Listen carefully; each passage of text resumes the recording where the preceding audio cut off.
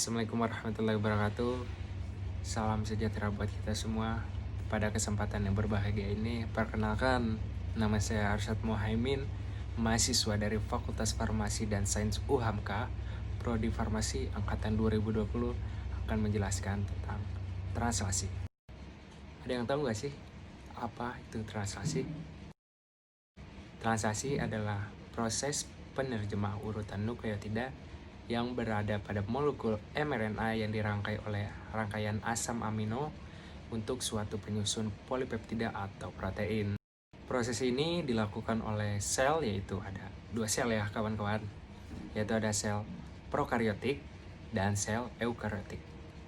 Sama, yang memiliki dasar proses yaitu transkripsi.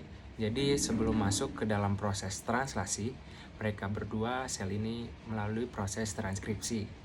Jadi sama dasarnya, yaitu transkripsi kemudian ke translasi. Namun di proses transkripsi terjadi perbedaan yaitu antara sel prokariotik dan sel eukariotik. Apa aja sih perbedaannya?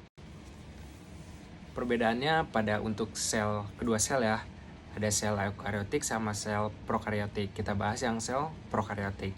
Perbedaannya itu ada di dia untuk sel prokariotik itu tidak memiliki inti sel atau membran sel atau nukleus. Jadi prosesnya lebih singkat kawan-kawan. Jadi dari mulai transkripsi dia langsung di sitoplasma, kemudian langsung ke proses translasi. Tetapi kalau untuk sel eukariotik itu dia memiliki inti sel atau nukleus. Jadi prosesnya lebih panjang, lebih rumit gitu kan daripada si sel prokariotik ini. Jadi si sel eukariotik ini mempunyai membran inti sel, kemudian ke sitoplasma, baru ke proses translasi. Di proses translasi itu ada 3 tahap. Jadi yang pertama melalui tahap inisiasi, kemudian ke proses elongasi, dan yang ketiga proses terminasi. Apa aja sih itu ketiga-tiganya? Ayo kita bahas. Inisiasi atau proses permulaan yaitu suatu proses ketika 5 aksen ribosom mRNA subunit kecil yang menentukan atau untuk menemukan suatu codon start. Nah, jadi proses translasi baru dimulai. Kemudian ada proses elongasi atau pemanjangan, yaitu ketika proses merangkai suatu asam amino berdasarkan urutan codon start pada mRNA oleh fungsional ribosom. Tahap terakhir yaitu ada terminasi atau pengakhiran, di mana proses pembentukan atau sintesis protein yang menemukan pasnya codon atau bisa disebut dengan codon stop ya. Jadi ketika si protein yang sudah menemukan pembentukan yang tepat, nah si codon stop ini yang akan menyetop atau mengakhirinya.